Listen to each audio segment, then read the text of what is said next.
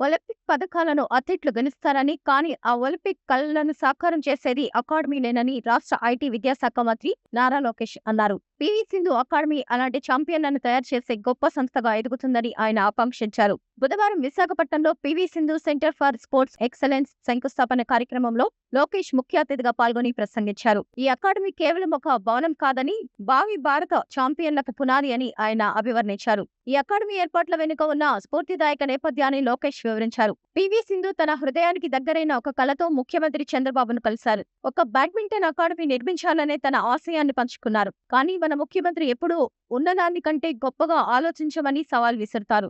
ఆయన సింధుతో కేవలం బ్యాడ్మింటనే ఎందుకు, అంతకు మించి ఆలోచించు, వివిధ క్రీడల్లో నైపుణ్యం ఉన్న పిల్లలందరికీ శిక్షణ ఇచ్చే ఒక సెంటర్ ఆఫ్ ఎక్సలెన్స్ నిర్మించు అని ప్రోత్సహించారు. ఈ రోజు మనం చూస్తున్న ఆ బృహత్ కార్యం ఆ దార్శనికతకు ప్రతిరూపం అని లోకేష్ తెలిపారు. ఇది కేవలం ఒక సౌకర్యం నిర్మించడం కాదని, ఒక వారసత్వాన్ని నిర్మించడం అని ఆయన అన్నారు. ప్రభుత్వ విధానాలను వివరిస్తూ చదువుతో పాటు క్రీడలకు తన ప్రభుత్వం అధిక ప్రాధాన్యత ఇస్తుందని లోకేష్ స్పష్టం చేశారు. తరగతి గది జ్ఞానాన్ని నిర్మిస్తే క్రీడా మైదానం వ్యక్తిత్వాన్ని నిర్మిస్తుంది. అందుకే రాష్ట్రంలోని పాఠశాలల్లో శనివారాలను నో బ్యాగ్ డేగా ప్రకటించాం. విద్యార్థులకు నచ్చిన క్రీడను ఎంచుకునే స్వేచ్ఛ ఇచ్చి వారికి అవసరమైన క్రీడా పరికరాలను అందిస్తున్నామని తెలిపారు. క్రీడలు క్రమశిక్షణ, గౌరవం, ఓటమిని ఎదుర్కొనే ధైర్యాన్ని నేర్పుతాయని, అందుకే ప్రతి బిడ్డ ఒక క్రీడ ఆడాలని ఆయన అభిప్రాయపడ్డారు. హైదరాబాద్ లో సైబర్ సిటీ నిర్మిస్తున్నప్పుడు చాలా మంది సందేహాలు వ్యక్తం చేశారని, కంప్యూటర్లు కడుపు నింపుతాయా అని ప్రశ్నించారని లోకేష్ గుర్తు చేశారు. కానీ ఆ ఒక్క భవనం హైదరాబాద్ లో ఐటీ విప్లవానికి నాంది పలికిందన్నారు.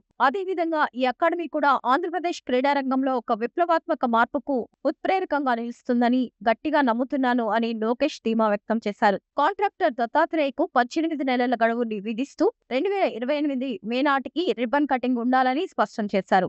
ఆంధ్రప్రదేశ్ కేవలం గొప్ప విద్యార్థులు, పరిశ్రమలకే కాకుండా గొప్ప క్రీడాకారులను తయారు చేసే గమ్యస్థానంగా మార్చడమే తమ కల అని లోకేష్ అన్నారు. ఈ అకాడమీ గేట్ల నుంచి ఒకనాడు ఆశతో అడుగుపెట్టిన చిన్నారి కొన్నేళ్ల తర్వాత ఒలింపిక్ స్టేడియంతో మన మువ్వన్నెల జెండాను మోస్తుందన్నారు. ఆ ప్రయాణం ఇక్కడే ప్రారంభమైందని మనమందరం గుర్తుంచుకుంటాం. సింధు చేయగలిగితే నేను కూడా చేయగలను అని ప్రతి బిడ్డ నమ్మాలి అని పిలుపునిచ్చారు. విశాఖను ఎంచుకున్నందుకు సింధుకు కృతజ్ఞతలు తెలుపుతూ ప్రభుత్వం పూర్తి మద్దతు ఎల్లప్పుడూ ఉంటుందని హామీ ఇచ్చారు.